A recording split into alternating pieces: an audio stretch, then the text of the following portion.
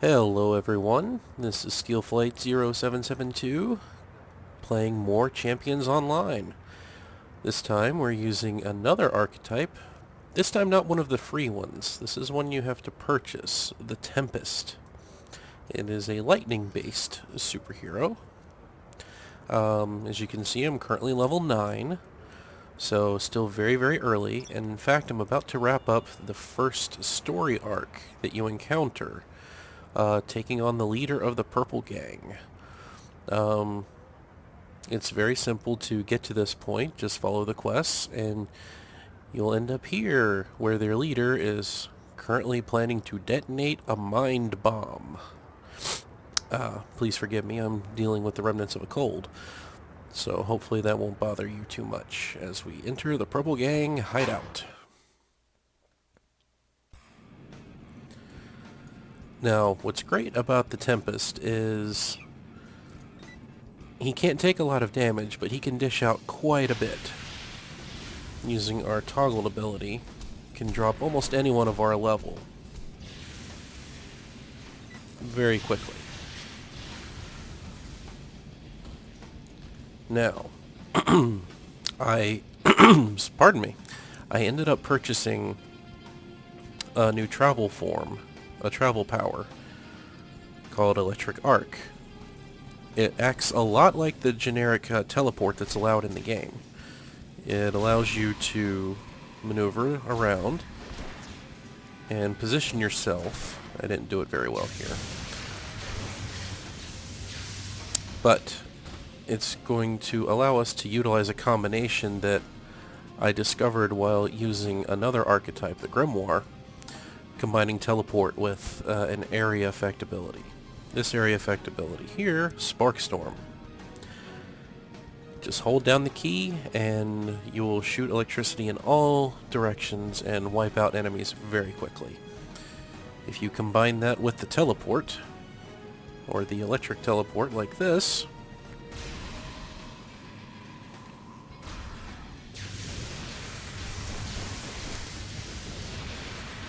it allows you to get the jump on most enemies.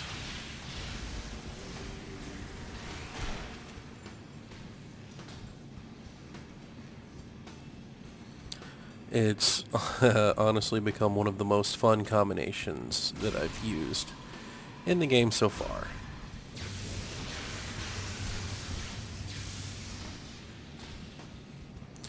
And it's going to be very simple. I'm not going to be taking on every enemy, mostly because I've done this so many times with so many different characters. Oh, going to block, because I can't take much punishment, and that shotgun does a lot of damage to a character that doesn't have a lot of hit points or a passive ability that enables you to handle a lot of damage. Going to do our combination again. Probably going to get another enemy pulled into this. Yes.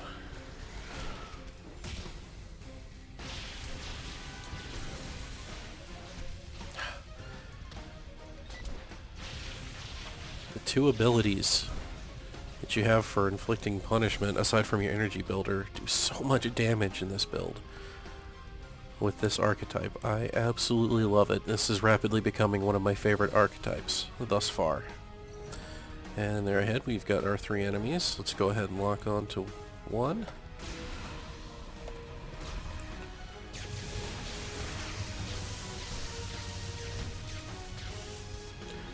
Well, didn't quite take out everyone, but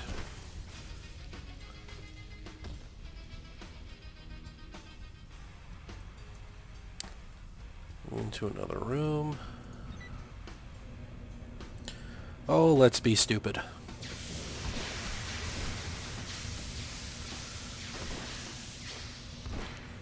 Okay, alright, getting hit, getting hit, getting hit!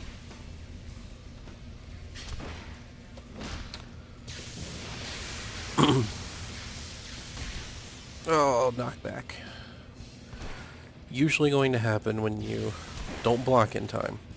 That's the biggest thing that I had to adjust to when I first started playing this game, is reminding myself to keep my thumb, or in this case my ring finger, over the shift key at almost any time to be ready to block anything. Because you have to be able to utilize a block very, very quickly, but thoughtfully.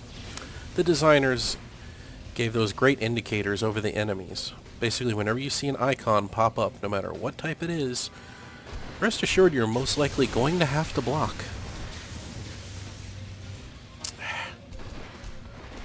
There's always one.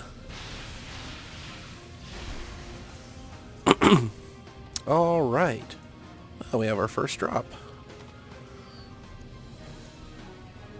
Gracious eyepiece. Well, it gives us extra ego, but takes away 5 recovery. Now, we look at our stats. We could probably stand to lose a little bit of it, but please, if anyone out there knows more about this game than I do, which would probably be quite a few people, if that was not the correct way to do that, please let me know in the comments below. Greatly appreciate any input. There aren't that many people that seem to be creating content for this game on YouTube, or if they are, they don't always... Oh, sorry, lost train of thought. My cat was attacking me. There's not always a lot of new content being created on YouTube about this game, or at least those that are, don't explain a lot about how the stats work, and the game itself does a fair job of explaining that sort of thing, but even after all these years of playing it, I still have questions about what is optimized, what should be focused on over other things. I always work on what I think is best, and so far is okay, but then again, I've only got one character at max level, so take that for what you will. Okay, down this hallway is proceeding to the final boss.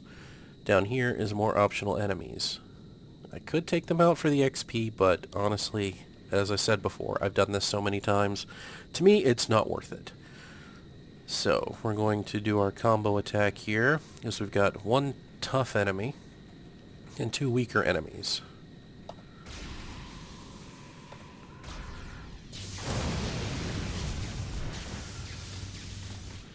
Ha.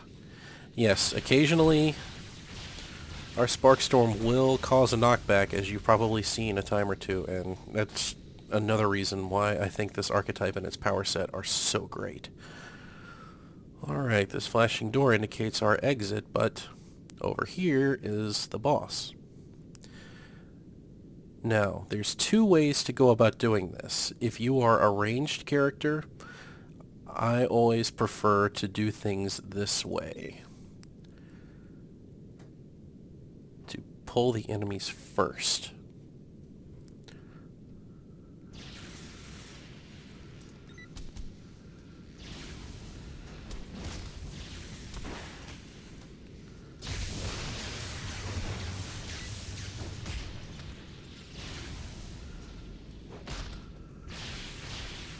That wasn't too bad.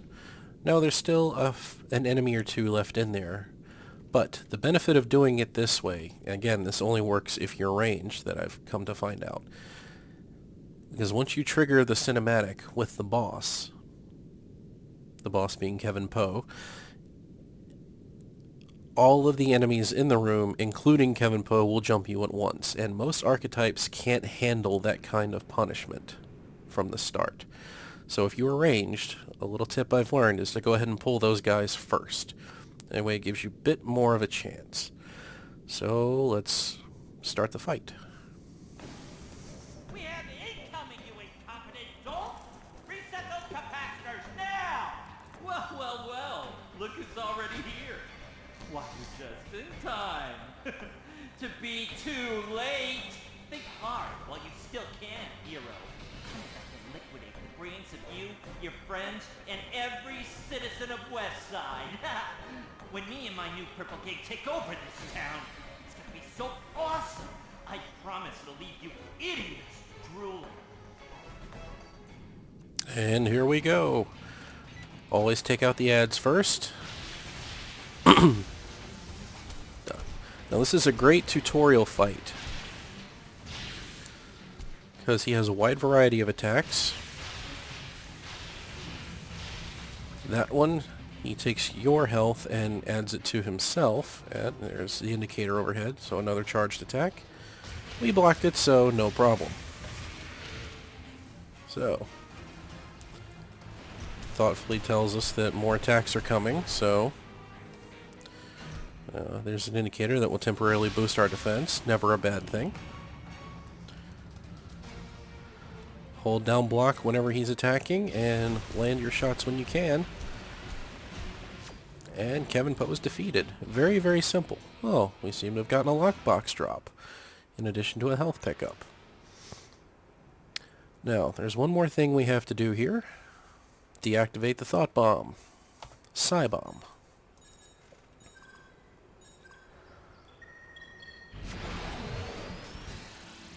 And done. Quest complete. But yes, the Kevin Poe boss fight is not overly difficult provided you utilize the block whenever possible. So, with that done, let's head outside.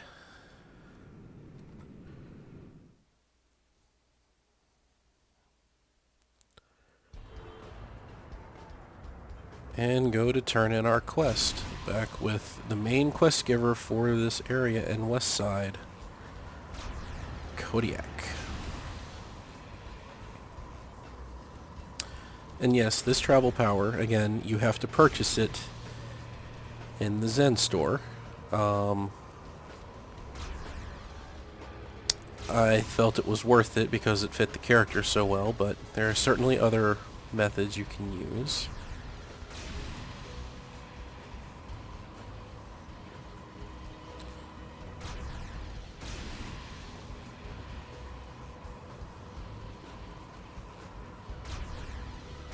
And there are lots of other players down here because he is, again, the first quest hub.